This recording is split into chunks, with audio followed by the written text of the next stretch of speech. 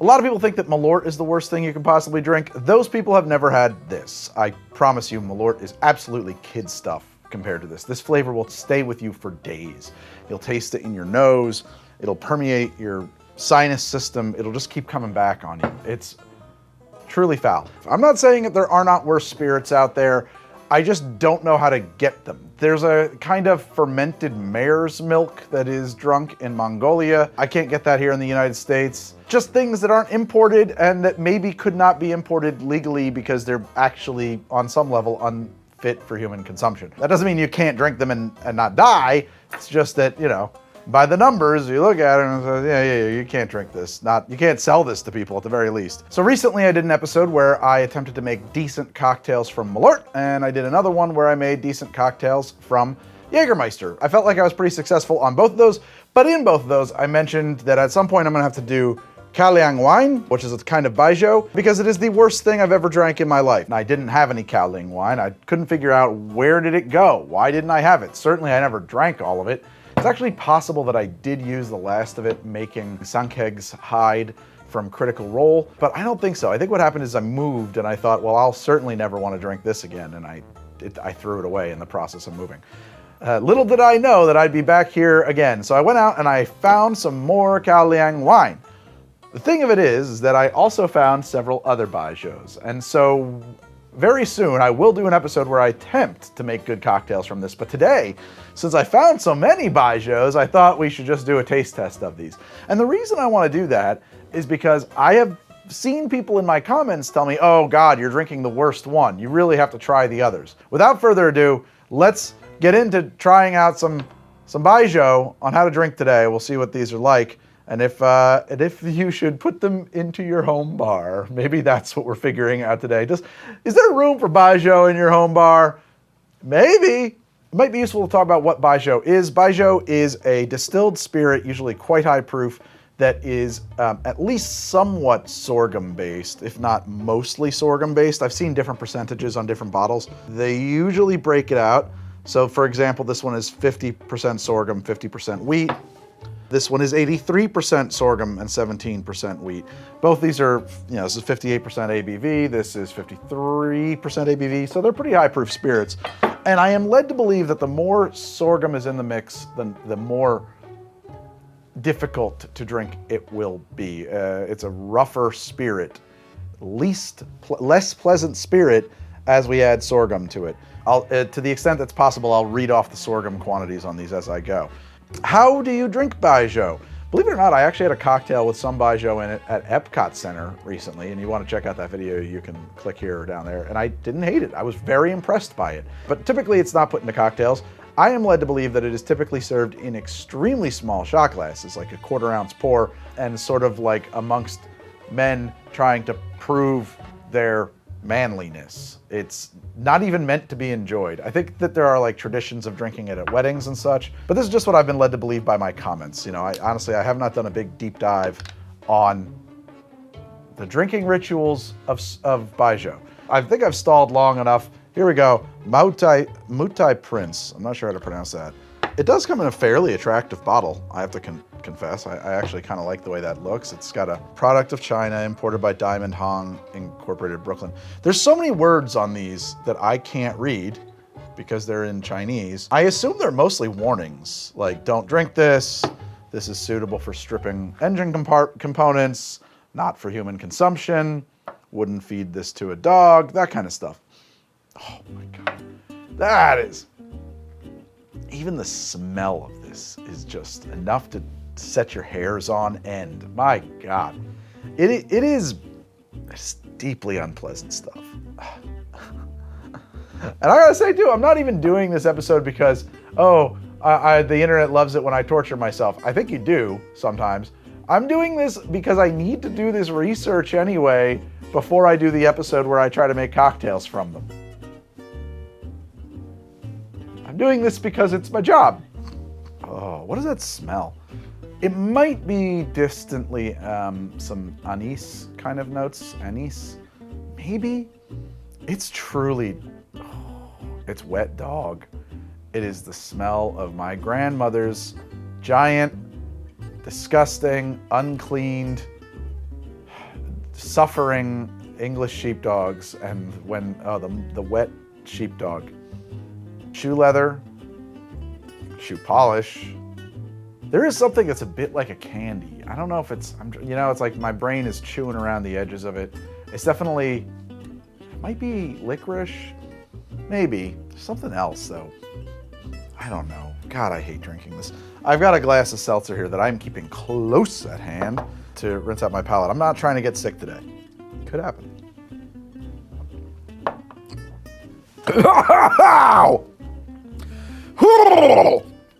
Woo!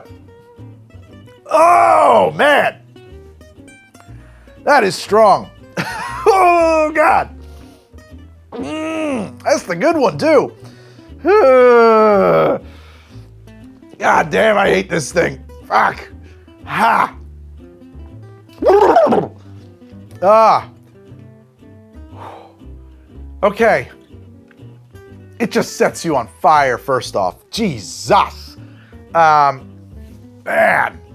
I drink a lot of high proof spirits. This is high proof, but somehow is higher proof tasting? I don't know.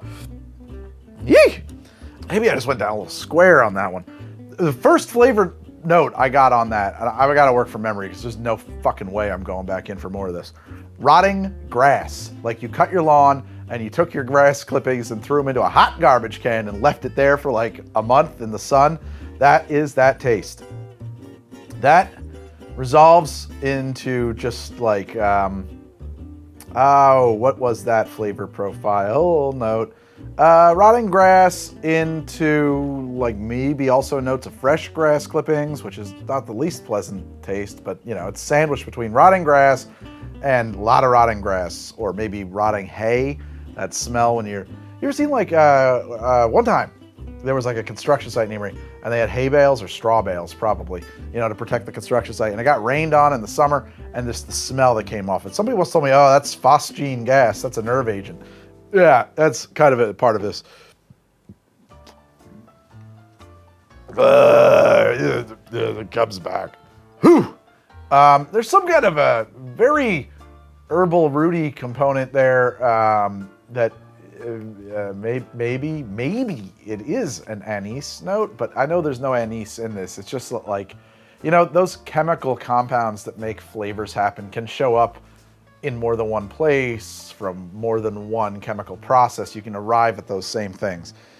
So maybe that's what it is, but like one part of what makes anise taste like anise as opposed to the 350 things that make anise taste like anise. And that's why it's like that, but it's not that. The wet dog, all through it, it's up in your nose. That was like a really tiny pour. And then I was really surprised. Yeah, there was like I often find these raisiny notes. There were some raisiny notes. It was sulfurous at various points in there. There are no redeeming qualities. Like, I'm not going to mention anything that was pleasant about this experience of drinking Moutai Prince, except for maybe the raisins, but like they're sandwiched between rot and wet dog. Like, it's not good. It's a singularly unpleasant experience. It's bad from start to finish. And the best part is it keeps coming on you. It just keeps coming back. I smell it again. It's in my nose, it's in my throat. Oh my God. Got 4 more to go. Jesus. Let's go with the one that has the prettiest label. Ming River Sichuan Baijiu.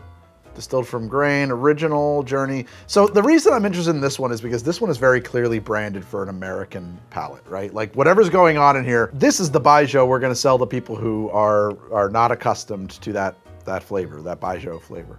Original journey upriver into the heart of Sichuan. Where does it? It's 45%, so it's a slightly slightly lower proof. This one does not, Ming River uses only the finest sorghum grain and purest water.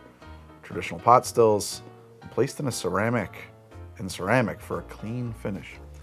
Yeah, so I don't know. Maybe this one will actually be interesting. Maybe it'll have sort of a bouquet that can be appreciated in a really kind of intellectual way, not like on an instinctual level, like where it's like, that's nice, but like in that, I see what's happening in there. Like looking at modern art, like, that's interesting. That kind of a thing. Maybe that's what it'll be like. While I'm stalling before I put this to my lips, let me just say that How to Drink is brought to you by viewers like you, who have chosen to support How to Drink through my Patreon. You're going to find a link to my Patreon down here in the pinned comment or up here in the corner where the little eyeball, the eye dot thingy is. And over on my Patreon, you will get access to our private Discord server where I'm in there and you're in there and we're talking about the show and discussing future episodes, and I'm bouncing ideas off of you and I'm complaining and I'm sharing the analytics that make the show possible. You're gonna get behind the scenes videos, you're gonna get exclusive episode type content, you're gonna get these episodes without advertisements. Sometimes there are bonus cocktails that are Patreon exclusive, all of that stuff and more to come. And if you just take a look, thank you for even considering it. And if you choose to support the show or you've been supporting the show for a while, thank you so much. You make all of this possible. All of this drinking of Bye-jiu is possible through the support of viewers like you. I think I'm allergic to Bye-jiu. Okay, here we go. Sichuan Baijiu. Way too much. Now, it's not anise, but that is not peach either, but it's in the vein of both of them somehow. What is that? Oh man, that's weird smelling. Peach anise. Anise peach. Anise peach. Here's mud in my eye.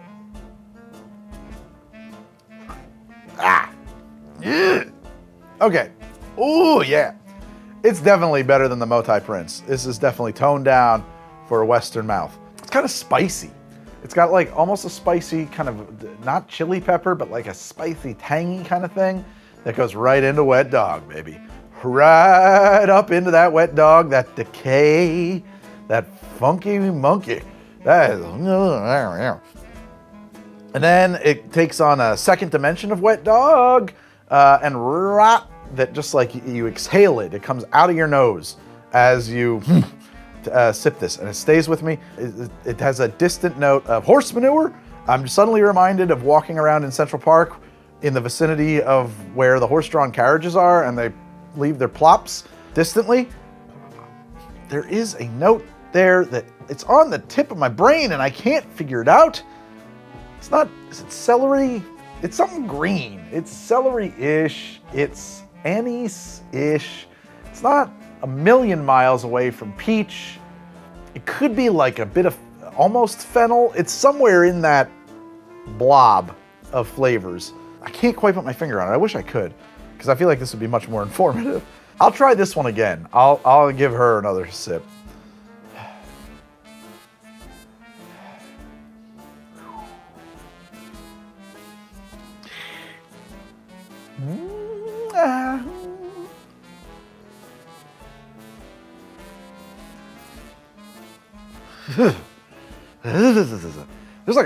There's something in there that it tastes like a thing that I've smelled around cheaper aquariums, like roadside aquariums. There's some kind of like aquarium cleaner taste in that. Wow. Hi-ya-ya-ya. I don't know what you're supposed to do with this. I don't know how I'm gonna make a decent cocktail out of any of these Bye-jius. This one says 1680. I don't think Bye-jiu goes back that far, but I don't know. They're certainly claiming it does. This is Red Star Ergotuju. I apologize. ERGUOTOUJIU. 3 separate things. 53% alcohol by volume. Distilled from sorghum. Oh, good Lord. Is this 100% sorghum? I can't read any of this, so I don't know. All I know is I didn't see wheat on there. I think the 8 is good luck in Chinese like numerology. I hope so. I don't know if that's like a warning or solace, like good luck, or this brings good luck. Okay, Red Star. Red Star. I genuinely don't think this is a taste I could ever acquire. I don't think that there's any amount of Bye-jiu that I could drink where I would finally be like, I kind of like it. Don't think so. Yeah, same wet dog nose. Same wet dog channel. Same wet dog place. Oh, that's hot. Woo! It might be the least unpleasant of them so far. Or I'm just starting to acquire this taste that I'm not supposed to acquire. There is a beat of the raisin at the end there. It was also a really tiny sip. Like, it barely kissed my lips. I might, you know. That might be the least wet dog tasting. Whoa! It's got a weird aftertaste, man. Those things come back. Yeah, I like, ooh, that's a strange taste there, too. All right, raisins. Don't know why. I don't know why. I don't know why. That's just always, when there's even a little bit of a raisiny kind of chemical, that gets so loud to me. Copper. Has some copper kind of notes in there. It has maybe the taste of my mom opening a pack of Virginia Slim cigarettes when I was a kid. What is that last thing that like comes back at you? It's so... Oh, is that what it is? Oh, it makes everything sting inside of your lungs. It's like eating bees. You know what that is? Yeah, I think that's it. I live in New Jersey, and growing up, we used to, you drive up the turnpike past the oil refineries and stuff. It's like a 1 mile stretch, I think, that they call Chemical Mile or something like that. It's got more refineries in it than anywhere else in the country. Sometimes, less so now, but when I was a kid, there was a real smell to that place. I think that they've gotten better at like keeping what comes out of those places cleaner. That's what that tastes like. That tastes like the smell of the refineries on the turnpike in the 80s. Suffice to say, I don't like it. Wow. Wah wah wee wah. Definitely the label I'm most afraid of. This really just looks like, it looks like something that you'd find on the shelf in a traditional Chinese medicine type shop that you would find in Chinatown, downtown New York. Yeah, I don't know. There's just something about that branding that sets off my alarms. I don't know what it says. I have no idea. It might say delicious stuff in here. A thought is just occurring to me. What am I going to do with 5 bottles of Kaoliang wine? It's a vinegary note in that. It's interesting that there are like pretty stark differences between these, while also all being very much of a type, of a wet dog type. That wet dog, it's not just wet dog, it's like acrid wet dog. Like wet dog that, it's like wet dog that attacks you. It's really something, I'm telling you. Yeah. It's such a weird thing that happens with these. When they get into your mouth, they're kind of cool, but then like, I swear it's a defensive mechanism. My mouth goes warm and produces a lot of saliva all at once. I think it's like, get it out now. Don't drink it. I don't know. I actually have to try that again because I got very little. I was like remarkably understated, but sometimes that kind of thing happens. Sometimes you just get like a good sip, like you were just kept your nose closed up just the right way so that you really couldn't taste it. A lot of taste is smell. So like, if you somehow, sometimes you can really fool yourself by avoiding any of the aroma of something. And I may have just done that. I don't know though, that one is pretty mild. What is that though? Like, oh, yeah, a little moldy, like musty. Yeah, like it reminds me of, I don't know why, but it reminds me of going up to New Hampshire with a friend of mine when we were kids, and we stayed in these condos, and they had cedar siding, and I think maybe it was a little bit moldy behind the siding, a little bit rotten, a little bit, there was like a musty aroma to it. It's kind of a wet place. It's a wet dog. It's all kind of interconnected. It's all coming together now, baby. It's all coming together. Here we go. Musty juice.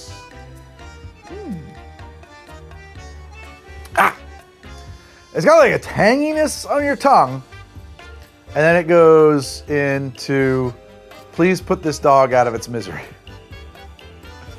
Please. It's suffering. It tastes like suffering. Yeah, it's got a really weird tangy bite that I don't know what that is, because like it's not, is it bitterness? No. Normally tangy is acidic, but it's not acidic at all. It's like some third wind that comes, you know what I mean? Like yeah, my mouth is, I'm trying to identify it in terms that I can't relate to it. It's really weird. And this brings us to the beast. It says it right there, it's 58% ABV. It is 83% sorghum, 17% wheat. Kinmen Kaoliang liquor. I used to say Kaoliang wine when I bought it the first time. It's not wine. Dated. There are many other statements on here that I can't read. There are many statements inside of the label as well that I can't read. And again, I assume it's just warning you. I assume it's telling you, for the love of God, don't drink this. You have so much to live for. There's a numbered thing here, 1, 2, 3, 4, and 5. Maybe it's about the process behind making it. Even the glug had a kind of an anger in it, a disgusting sort of, it sounded like it was puking back into itself.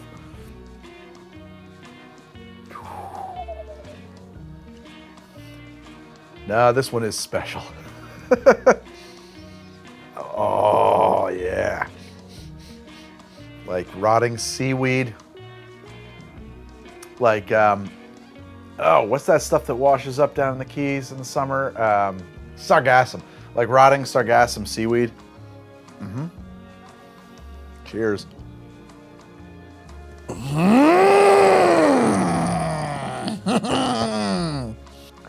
It tastes like Tester's model paint. Ha! Not obviously I've never drank model paint, but the smell of it, that makes your lips feel like they are on fire. Woo! Or maybe the model glue. I used to build air models when I was a kid, and I don't know if it was the paint or the glue, but not the stuff I use now, not the stuff I used for Warhammer miniatures, but like Tester's enamel paint and that old cement glue. It's so, it dries out your mouth. You could feel the tissues on your tongue and insides just shrinking up, shriveling. Your cheeks feel, it's so, I guess that's astringency. It's just so astringent. It's got that rotten fucking dog, that rotting grass, that, bad hay, all of that. Oh my God. What? It's almost a work of art. It's so bad. I mean, it's kind of impressive at a certain level. Jesus. Woo! Well, oh my God. You're trying to cleanse your palate, and then the flavor just comes back exploding on the bubbles of your seltzer. Ha! Why? That one did it. That got it out of there. I'm telling you, if you haven't had these, you really don't know what bad is. Malort's not pleasant. It's not good. I really don't like Ardborg, or I forget the name of those, but that's like a whole class of spirits from Scandinavia. I don't like them. This is like unpalatable. You can't imagine acquiring a taste for it. It seems like it's not for people to drink. It's like you put it in your mouth and your mouth is saying, it's poison, stop. You know, it's got like warning chemicals in it or something, like the stuff that they put into propane so that you know it's there, or the stuff that they put on the Nintendo Switch cartridges so that babies don't eat it. Like it's trying to get out of you, or rather you is trying to get out of it. I don't know. Man, yeah, and there it is again. It just keeps coming on back. It just keeps coming on back. Holy, it just keeps coming back. You just taste it in the air. It taints everything. It is, oh yeah.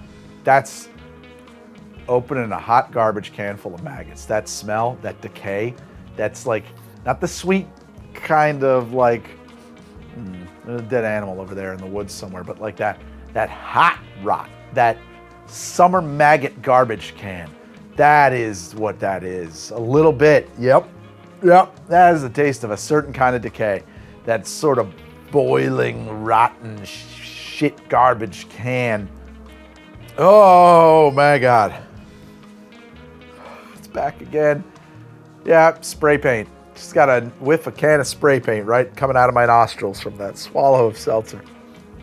Ah, Krylon. The taste of Krylon. Yeah, no, this one's special. I'm sorry. The other ones in this selection are very bad, but this one, mwah, creme de la creme, very special. Which is why it's the one I'm going to use when I have to make the decent, apparently, cocktails from this stuff. I'm convinced that whatever Bye-jiu Disney was using in that one drink that I was like, wow, that's not so bad. It was not that. It was something much nicer than that. And if this is from Taiwan and that was the China Pavilion, and it was, and it is, that would make sense. Why would, a little animosity there. Just a little, just a touch. I know there are many Bye-jius out there. I tried 5 of them today. I tried all 5 that I could find in my area. I don't know how I would get my hands on a whole lot more of these. Curiata doesn't carry a whole lot of Bye-jiu. I don't know if they have any. And I feel like this has got to be somewhat representative. If I pick up 5 of them, I feel like you can't say, oh, that's the real bad one. Like, no, the other ones are totally different. They're not totally different. There are differences. But I feel like this is what this stuff tastes like, I feel like I can go with that. So very soon I'm going to do an episode where I try to make good cocktails from this particular one, the Kaoliang. I predict failure. I don't think that's going to be possible. I think that's going to be hard. I might have to even shoot it over multiple days because honestly I don't know how many Kaoliang cocktails I can drink in a sitting. Ha! All right, see you guys soon in another episode of How to Drink. Good night. I love you.